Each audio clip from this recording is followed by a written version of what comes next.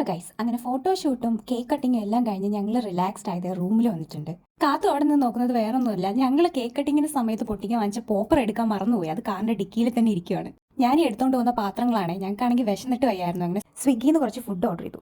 അവിടെ ആക്ച്വലി പ്ലേറ്റും സാധനങ്ങളും എല്ലാം ഉണ്ടായിരുന്നു. ഒരു ഫ്രൈഡ് റൈസ്, ഒരു നൂഡിൽസ്, പിന്നെ കുറച്ച് പൊറോട്ട, ഇത്രയാണ് ഞങ്ങൾ വാങ്ങിച്ചത്. ഇങ്ങനെ ഒത്തിരുന്ന് ഫുഡ് കഴിക്കുന്ന ഞങ്ങൾക്ക് ഒരു നൊസ്റ്റാൾജിക് മൊമെന്റ് ആണ്.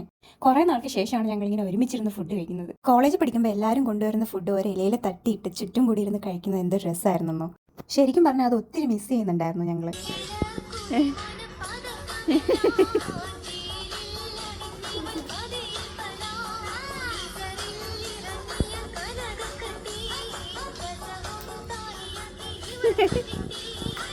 അങ്ങനെ ഫുഡ് കഴിച്ചതിന്റെ സന്തോഷം നോയ ബേബി ഒരു ഡാൻസ് കളിച്ചങ്ങ് തീർത്തു.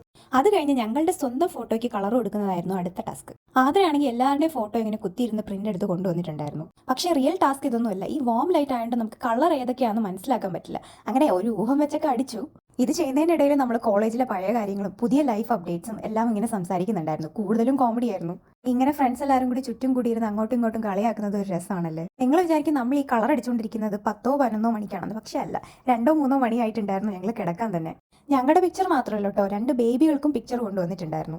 ഇത് കണ്ടപ്പോൾ എനിക്ക് ശരിക്കും പറഞ്ഞ ഓർമ്മ വന്നത് ഞങ്ങൾ കോളേജ് പഠിക്കുമ്പോൾ ഏറ്റവും ലാസ്റ്റ് ബെഞ്ചിൽ പോയിരുന്ന് ബിങ്കോ കളിക്കുന്നതാണ് ടീച്ചർ കാണാതെ. ഈ പാതിരാത്രി ഇരുന്ന് കളറടിക്കാൻ നിങ്ങൾക്ക് പ്രാന്താണെന്ന് പലർക്കും തോന്നുന്നുണ്ടാവും. പക്ഷെ ഞങ്ങൾ വല്ലപ്പോഴൊക്കെ ഇല്ല ഇങ്ങനെ കാണുന്നേ. അപ്പോൾ എന്തായാലും ഇതിൻ്റെയൊക്കെ റിസൾട്ട് എന്താണെന്ന് അടുത്ത വീഡിയോയിൽ കാണിക്കാം. Bye bye.